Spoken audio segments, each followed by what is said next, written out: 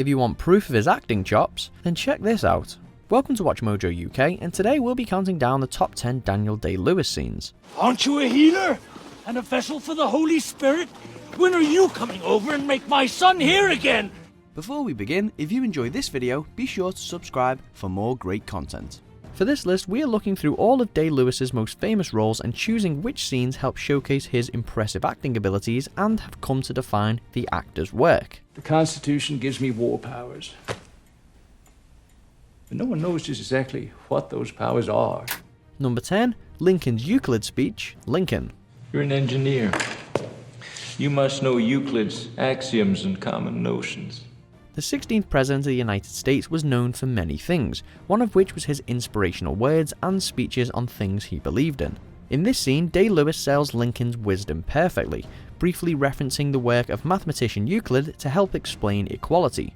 Euclid's first common notion is this: things which are equal to the same thing are equal to each other. His dramatic pauses and glances at the ground give us the impression of a deep-thinking man, characteristics Lincoln was renowned for. We begin with equality. That's the origin, isn't it? That balance, that's fairness. Number 9, the prison cell in the name of the father. What are you doing here?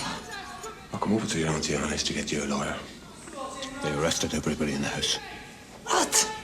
In this biographical drama, tensions run high between a father and son who are framed for a bombing carried out by the IRA. Confrontations are aplenty throughout, but this prison cell scene between Day-Lewis's Jerry Conlon and Pete Postlethwaite's Giuseppe Conlon is cinema gold. Did you do it? Did you do it, son? I did not. The recent events cause Jerry's childhood to crash over him like a wave as he grills his father over the way he was treated when he was young, and he emotionally falls apart before our eyes. Now keep away from me, being following me all your life, and now you are in jail. Are you doing this deliberately? No. Are you doing it deliberately? Stop it. Are you doing it deliberately? Number 8, Moral Conundrum, Gangs of New York. Tell me, this charge, does it sit uneasy with you? No, it's not uneasy, Bill. Bill the Butcher Cutting is a certified psychopath, and you're never quite sure when he's going to snap, which is what makes this encounter so terrifying. Questioning one of his on-the-take cops about loyalty, Bill is riled when he doesn't get the answer he is after from John C. Reilly's Happy Jack. What in heaven's name are you talking about? What follows are intense silences, thousand-yard stares, and tightly contained outbursts of anger, and we sit across the table and share every blow along with Jack. Intense. Is that understood? Right? Number 7, The Baptism, There Will Be Blood. I am a sinner. I'm a sinner. Say it louder. I am a sinner. I'm a sinner. You know, one of those scenes that builds and builds? This is one of them. Reluctantly attending church to repent his sins, Machiavellian oilman Daniel Plainview steps up, only to be humiliated by Pastor Eli, who is well aware of Plainview's conniving plans. Say it louder. I've abandoned my child! I've abandoned my child! Frustrated, angered, and on the edge of tears, Plainview barely keeps it together as he is berated and slapped by Eli before being baptized. Do you accept Jesus Christ as your Savior? Yes, I do.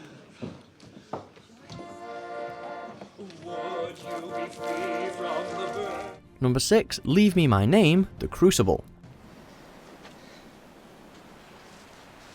A film based around the Salem witchcraft trials, Day-Lewis's John Proctor is forced to confront the ultimate fork in the road: confess to witchcraft and forever shame his family name, or die. Signing the confession, he insists that it not be shown to anyone and delivers a touching speech of selflessness, with his lip trembling throughout. I have given you my soul. Leave me my name!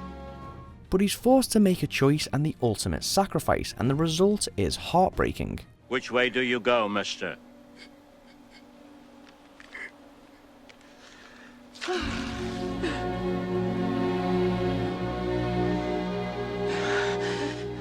Number 5, Honourable Men, Gangs of New York. I killed the last honorable man 15 years ago. Since then...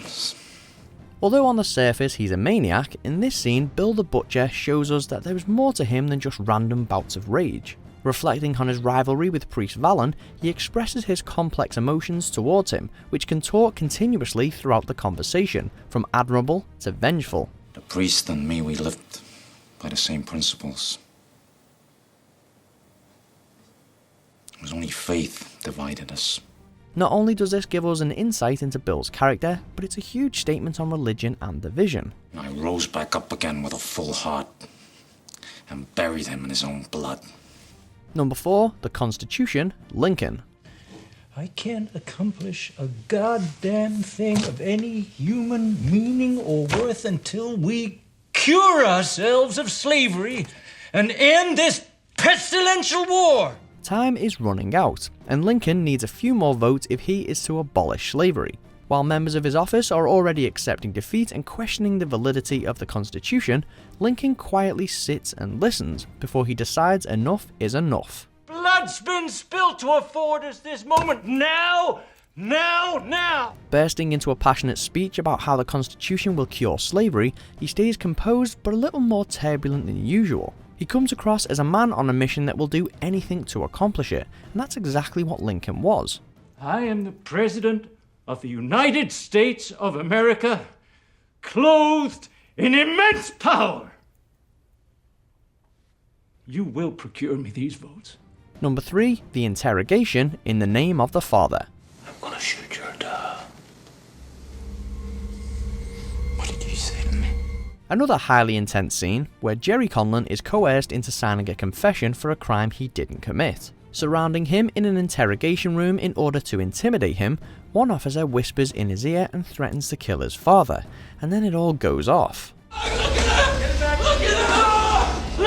He's a motherfucker! Stuck in two minds between his own freedom and his father's life, he wrestles with a whirlwind of emotions before hesitantly signing his life away. Right, that's my fucking name, sir. You can write what you like. Number 2, I drink your milkshake. There will be blood. Stop crying, you sniveling ass. Stop your nonsense.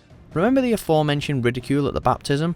Well, Daniel Plainview gets his own back here with an excruciatingly patronising speech aimed at Eli, where he explains how he has gone behind his back and stolen all of his oil.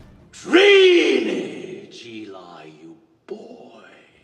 Plainview's face bursts red with rage, he dribbles with gleeful anger, and oh yeah, who can forget his milkshake analogy?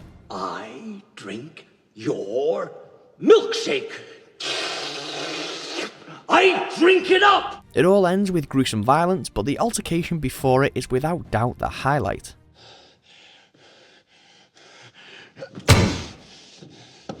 Number 1, I love you, my left foot. What's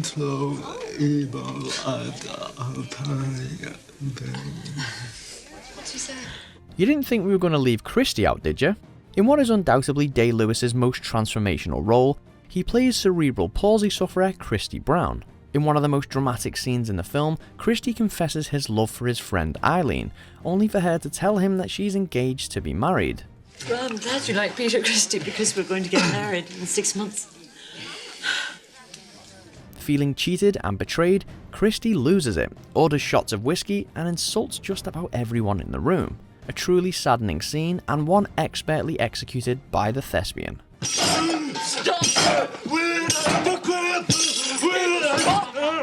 Do you agree with our picks? Check out these other great clips from Watch Mojo UK and subscribe for more great content.